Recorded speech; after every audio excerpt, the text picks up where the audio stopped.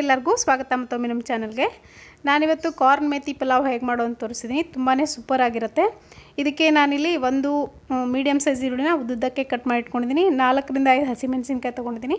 ನೀವು ಬೇಕಿದ್ರೆ ಹಸಿಮೆಣಸಿನಕಾಯಿ ಪೇಸ್ಟ್ ಕೂಡ ಯೂಸ್ ಮಾಡ್ಬೋದು. 1 ಟೇಬಲ್ ಸ್ಪೂನಷ್ಟು ಶುಂಠಿ ಬೆಳ್ಳುಳ್ಳಿ ಪೇಸ್ಟು, ಹಾಗೆ ಮೆಂತ್ಯ ಸೊಪ್ಪು ಅರ್ಧ ಕಟ್ಟಿದೆ. ಇದನ್ನು ಕ್ಲೀನಾಗಿ ಬಿಡಿಸಿ ತೊಳೆದು ಕಟ್ ಮಾಡಿ ಇಟ್ಕೊಂಡಿದ್ದೀನಿ ಸಣ್ಣಗೆ.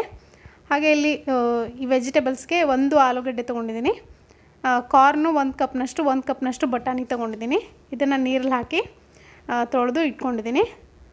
ಹಾಗೆ ಇಲ್ಲಿ ಮಸಾಲೆಗೆ ಒಂದು ಪಲಾವ್ ಎಲೆ, 1 ಏಲಕ್ಕಿ, 1 ಅರ್ಧ ಇಂಚಿನಷ್ಟು ಚಕ್ಕೆ, 2 ಲವಂಗ, 1 ಟೀ ಸ್ಪೂನಷ್ಟು ಅರಶಿನ ಪುಡಿ, 1 ಟೀ ಸ್ಪೂನಷ್ಟು ಧನಿಯಾ ಪುಡಿ, 1 ಟೇಬಲ್ ಸ್ಪೂನಷ್ಟು ಪುಲಾವ್ ಮಸಾಲ, ಇದು ಅಂದರೆ ಬಿರಿಯಾನಿ ಮಸಾಲ.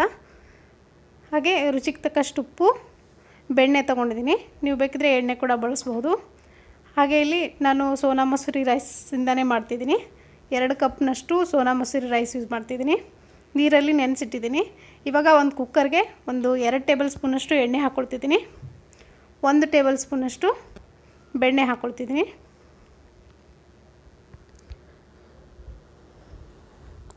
ಇವಾಗ ಬೆಣ್ಣೆ ಕಾದ್ಮೇಲೆ ಇದಕ್ಕೆ ಈ ಈರುಳ್ಳಿ ಏನು ಇಟ್ಕೊಂಡಿದ್ದೀನಿ ಕಟ್ ಮಾಡ್ಕೊಂಡು ಅದನ್ನು ಮತ್ತು ಹಸಿ ಶುಂಠಿ ಬೆಳ್ಳುಳ್ಳಿ ಪೇಸ್ಟ್ ಏನಿದೆ ಇದನ್ನು ಕೂಡ ಹಾಕ್ಕೊಳ್ತಿದ್ದೀನಿ.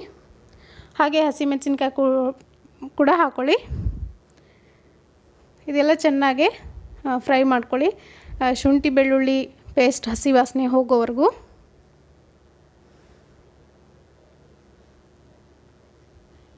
ಶುಂಠಿ ಬೆಳ್ಳುಳ್ಳಿ ಪೇಸ್ಟು ಚೆನ್ನಾಗಿ ಬೆಂದಾದಮೇಲೆ ಇದಕ್ಕೆ ಒಣ ಮಸಾಲೆ ಏನು ಇಟ್ಕೊಂಡಿದ್ದೀನಿ ಅದನ್ನು ಹಾಕ್ಕೊಳ್ತಿದ್ದೀನಿ. ಇದನ್ನು ಕೂಡ ಅಷ್ಟೇ ಎಣ್ಣೆಯಲ್ಲಿ ಚೆನ್ನಾಗಿ ಫ್ರೈ ಮಾಡ್ಕೊಳ್ಳಿ. ಮೀಡಿಯಮ್ ಫ್ಲೇಮ್ಲಿಟ್ಟು ಫ್ರೈ ಮಾಡ್ಕೊಳ್ಳಿ, ಇಲ್ಲಾಂದರೆ ಸೀದೋಗುತ್ತೆ. ನೀವು ಇದನ್ನು ಪಾತ್ರೆಯಲ್ಲಿ ಕೂಡ ಮಾಡ್ಕೊಳ್ಬೋದು, ತುಂಬ ಚೆನ್ನಾಗಿರುತ್ತೆ.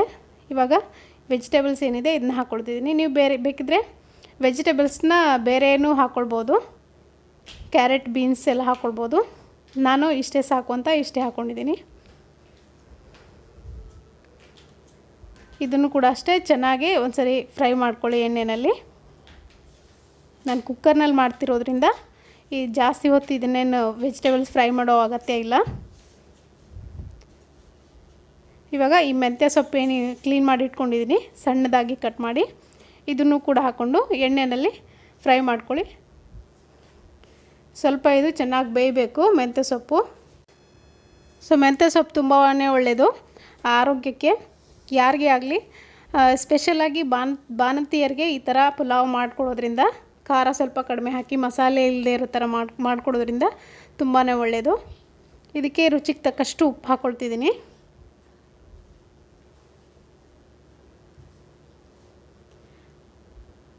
ಉಪ್ಪನ್ನು ನೋಡ್ಕೊಂಡು ಹಾಕ್ಕೊಳ್ಳಿ. ಜಾಸ್ತಿ ಕಡಿಮೆ ಆದರೆ ಮತ್ತೆ ಹಾಕ್ಕೊಳ್ಬೋದು ಆಮೇಲೆ.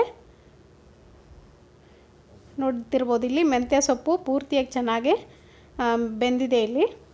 ಇವಾಗ ಇದಕ್ಕೆ ನಾನಿಲ್ಲಿ ಈ ಕಪ್ಪಿಂದ 2 ಕಪ್ನಷ್ಟು ನಾನು ಅಕ್ಕಿ ತೊಗೊಂಡಿದ್ದೀನಿ.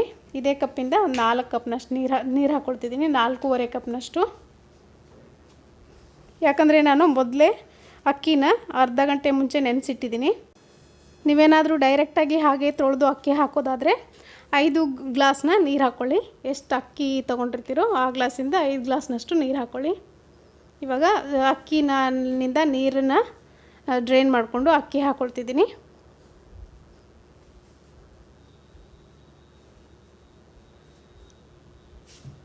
ತುಂಬ ಟೇಸ್ಟಿಯಾಗಿರುತ್ತೆ. ನೈಟ್ ಮಾಡ್ಕೊಳ್ಬೋದು, ಇಲ್ಲ ಬೆಳಗ್ಗೆ ಬ್ರೇಕ್ಫಾಸ್ಟ್ಗೂ ಕೂಡ ಮಾಡ್ಕೊಳ್ಬೋದು. ಇದನ್ನು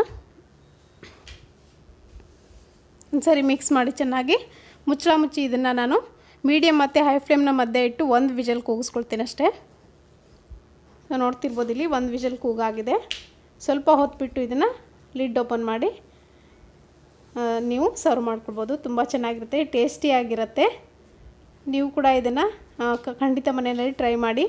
ಮೆಂತ್ಯ ಸೊಪ್ಪಿನ ಫ್ಲೇವರ್ ಏನಿದೆ ತುಂಬ ಚೆನ್ನಾಗಿ ಹೊಂದಿರುತ್ತೆ ಈ ಪುಲಾವ್ ಜೊತೆಗೆ.